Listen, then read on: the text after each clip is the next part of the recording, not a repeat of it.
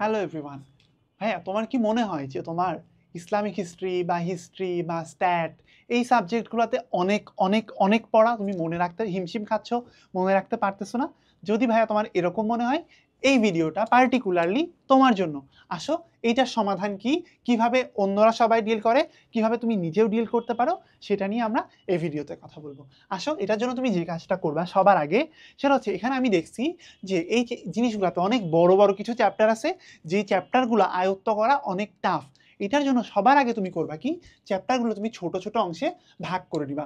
মনে করো স্ট্যাটিস্টিক্সের একটা চ্যাপ্টার, যেই চ্যাপ্টারে অনেকগুলা টাইপের ম্যাথ নিয়ে আলাপ করছে, সেই চ্যাপ্টারটা তুমি কি করবা, কয়েকটা টাইপের ম্যাথ তুমি ভাগ করবা, যে এই পার্টে হচ্ছে এ টাইপের ম্যাথ, এখানে বি টাইপের ম্যাথ, সি টাইপের ম্যাথ। তুমি তিনটা আলাদা দিনে তিনটা ম্যাথ শিখো। প্রথম দিন তুমি এ টাইপের ম্যাথ নিয়ে শিখো, দ্বিতীয় দিন বি, তৃতীয় দিন সি, চতুর্থ দিন যে তুমি সবগুলা একসাথে প্র্যাকটিস করো এবং রিভিশন দাও। এভাবে যদি তুমি বড় বড় চ্যাপ্টারগুলোকে একটু ছোট ছোট ভাগে ভাগ করে নিতে পারো, তুমি কিন্তু অনেক এজ পাবা এবং তোমার মনে হবে পড়া আসলে অনেক বেশি না। এবং এই মনে হওয়াটা কিন্তু খুবই ইম্পর্টেন্ট। যখন তোমার মনে হবে যে তুমি পারতেছো, তুমি আসলেই পারবা। আর যদি ভাইয়া তোমার একবার মনে হয়েছে যে অনেক পড়া, তুমি পারতেছো না, তুমি আসলেই পারবা না। এজন্য তোমাদের সবার কাছে আমার সাজেশন হচ্ছে, টপিকগুলা চ্যাপ্টারগুলো ছোট ছোট ভাগ করে নাও। মনে করো একটা চ্যাপ্টারে টপিক আছে মনে করো 6টা, তুমি এটাকে 2টা ভাগে ভাগ করে নাও বা 3টা ভাগে ভাগ করে নাও। তাহলে কিন্তু তোমার জন্য কাজটা অনেক ইজি হয়ে যাবে। তারপরে দেখো, প্রত্যেকটা অংশের জন্য তোমাকে সংক্ষিপ্ত নোট তৈরি করতে হবে বা চিরকুট তৈরি করতে হবে। এটা আমি ধরো যদি উদাহরণ দিই, যে স্ট্যাটিস্টিক্সের ফর্মুলা, এই জিনিসটা এটার সাথে আমি একটু রিলেট করে বলি। স্ট্যাটিস্টিক্সের ফর্মুলা তুমি কি করবা, স্ট্যাটিস্টিক্সের ফর্মুলার জন্য তুমি করবা কি, তুমি একটা নোট বই বানাবা। সেই নোট বইয়ে তুমি প্রত্যেকটা চ্যাপ্টারের জন্য তোমার কি কি ফর্মুলা জানতে হবে, প্রত্যেকটা ফর্মুলা তুমি একটা একটা করে পেজে লিখে রাখো। এবং ভালো কাজ করতে পারো যদি তোমার এরকম হয় যে বাজারে এখন কিন্তু অনেক নোট এরকমভাবে রেডি পাওয়া যায়, যে এসএসসি লেভেলে, এইচএসসি লেভেলে, ইভেন ভার্সিটিতেও কিছু কিছু কোর্সের জন্য আমি দেখেছি আছে এরকম। তো তুমি সেই জিনিসটা চার্ট আকারে তুমি কিন্তু টাঙায় রাখতে পারো তোমার সামনে। এটা তো গেল স্ট্যাটিস্টিক্সের কথা। অন্য সাবজেক্টগুলোর জন্য কিন্তু তুমি এই কাজটা করতে পারো। এই যে মনে করো তোমার হিস্ট্রি মনে রাখতে হবে, তুমি একটা টাইম লাইন মনে রাখবা, যে হচ্ছে অমুক সালে অমুক সিংহাসনে আরোহণ করে, তারপরে হচ্ছে অমুক, তারপর হচ্ছে এরকম এরকম তুমি একটা টাইম লাইন কিন্তু বানায় রাখতে পারো, বা একটা চার্ট বানাইতে পারো, যে হচ্ছে এরকম একটা বক্স তুমি একটা টেবিল আকারে বানাইলা, যে এই সালে ঘটছে এই ঘটনা। তাইলে যখন তুমি পরীক্ষা হলে লিখতে যাবা, তোমার সামনে কিন্তু অটোমেটিক ভেসে উঠবে একটা টেবিল, সেই টেবিলে সব ইনফরমেশন একদম রেডি করা আছে। এরকম একটা মেথড ধরে ধরে পড়ো, তোমার কাছে জিনিসটা ইজি হবে। তারপরে দেখো, থিম ধরে ধরে আলাদা করো। থিমটা কিভাবে আলাদা করবা, মনে করো তুমি ধরো ইসলামিক হিস্ট্রিতে একটা জিনিস পড়তে চাচ্ছ, যে বিভিন্ন যুগের রাজা বাচ্চাদের একটা লিস্ট, খলিফাদের একটা লিস্ট তুমি পড়বা। তো এটা ধরো একটা আলাদা আলাদা চ্যাপ্টারে আছে, আলাদা আলাদা পার্টে আছে, তুমি জিনিসটা পারতেছো না মনে রাখতে, তোমার কাছে মনে হচ্ছে অনেক। তুমি একটা কাজ করবা কি, সবগুলো জিনিস এক জায়গাতে নিয়ে আসো। তোমার পুরো বইতে কতগুলো যুদ্ধ নিয়ে আলাপ হয়েছে, তুমি একটা লিস্ট বানাই ফেলতে পারবা না ভাইয়া? অবশ্যই তুমি পারবা, লিস্টটা বানানো সম্ভব। কতজন খলিফার নাম নেওয়া হয়েছে, পারবা না? বামে তুমি খলিফার নামগুলো লেখো, ডানে খলিফা সম্পর্কে কি কি ইনফরমেশন বইগুলোর মধ্যে আছে সাজায় ফেলো। যখনই ভাইয়া তুমি এই একটা প্রসেসের মধ্যে আনবা, তোমার যে অনেক পড়া, এত পড়া, এই জিনিস আর মনে হবে না, কারণ তুমি পড়াটা অনেক গোছায় আনছো, তোমার অনেক শর্ট করে আনছো, তোমার সহজে মনে থাকবে, পড়াগুলো তোমার সহজে মাথায় ঢুকবে। তারপর হচ্ছে ভাই রিভিশন। রিভিশনের তো ভাইয়া কোনো বিকল্প নাই। রিভিশন তুমি দিবা 4বার, আমি এখানে 3বার লিখছি, আরো একবার রিভিশন দিবা। তুমি 24 ঘন্টা পরে একবার রিভিশন দিবা। তুমি যখনই কোনো একটা নতুন টপিক পড়বা, তুমি 24 ঘন্টার মধ্যে একবার রিভিশন দিবা, তাইলে তোমার জিনিসটা মাথায় বসবে। এক সপ্তাহ পর তুমি জিনিসটা আবার ভাইয়া ভুলে যাবা। কি সমাধান? আবার রিভিশন দিবা। ওইটা দেওয়ার পর তুমি দেখবা 1 মাস যাওয়ার পর তুমি আবারও ভুলে গেছো। তুমি করবা কি, 1 মাস যাওয়ার পর তুমি আবার পড়বা। এখন তুমি গেল 1 মাস, 2 মাস, 3 মাস, এভাবে যেতে যেতে 6 মাস পরে যে তুমি জিনিসটা আরো একবার ভুলে যাবা, তখন করবা কি, তুমি আবার রিভিশন দিবা।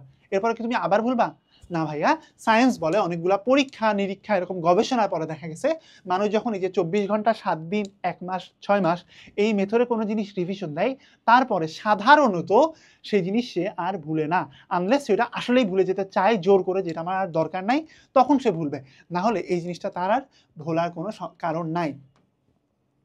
এর মাঝখানে ভাইয়া তোমাদেরকে একটা জিনিস বলে নিই, তোমার যদি মনে হয় এই সাবজেক্টগুলোর মধ্যে বা অন্য কোনো সাবজেক্ট নিয়ে তোমার বিশেষ কোনো দুর্বলতা আছে, তুমি কিন্তু ভাইয়া এনরোল করে ফেলতে পারো আমাদের মাইক্রো কোর্সগুলোতে। মাইক্রো কোর্সের সিস্টেমটা কি, আমাদের প্রত্যেকটা সাবজেক্টের জন্য আলাদা আলাদা কোর্স, প্রত্যেকটা কোর্স 199 টাকা মাত্র। তোমার মনে করো ভাইয়া, মনে হচ্ছে তোমার সোশ্যোলজি নিয়ে তোমার খুবই দুর্বলতা, তুমি কি করবা ভাইয়া, তুমি সোশিওলজির কোর্সটা শুধু এনরোল করলা, বা যদি ধরো তোমার মনে হয় যে তোমার সবগুলা কোর্স নিয়ে দুর্বলতা, তুমি আমাদের প্রত্যেকটা কোর্স আলাদা আলাদাভাবেও এনরোল করতে পারো। আশা করি তোমাদের কোনো একটা কোর্সে দেখা হবে। আসো আমরা আবার বলি কিভাবে তুমি জিনিসটা অন্যকে পড়ানোর মাধ্যমে নিজে শিখে ফেলতে পারবা। প্রত্যেকটা চ্যাপ্টার, প্রত্যেকটা টপিক যখন তুমি নিজে শিখবা, ভাববা যে তোমার সামনে আরেকজন আছে, নিজে শেখার পরে তুমি তাকে বোঝানোর মতো করে বলবা। যদি দেখো তুমি তাকে বোঝাতে পারতেছো, টপিকটা তোমার শেখা হয়ে গিয়েছে। আর যদি দেখো যে তুমি বোঝাতে পারতেছো না, স্ট্যাটে একটা ম্যাথ তুমি শিখছো, সেই ম্যাথটা তুমি বোঝাতে পারতেছো না, তখন বুঝবা ভাইয়া তোমার স্ট্যাটের ম্যাথটা এখনো শেখা হয় নাই, তুমি আরো প্র্যাকটিস করো। যখন পূর্ণাঙ্গ আয়ত্ত আসবে, তখন তুমি অবশ্যই অন্যকে বোঝানোর সক্ষমতা অর্জন করবা। সেই সক্ষমতা অর্জন না করা পর্যন্ত তোমাকে খুব কঠোর পরিশ্রম করতে হবে। আর একটা জিনিস দেখো, ইতিহাসের যে ঘটনাগুলো আছে সেই জিনিসগুলো তুমি একটা গল্পের মতো কল্পনা করবা। ইতিহাসের যে বইটা আছে আমার মনে হয় যে ইন্টারমিডিয়েট লেভেলের বেশিরভাগ ইতিহাসের বই বেশ ভালো বই, তারপরও কিছু দুর্বলতা থাকে, কানেক্টেড থাকে না।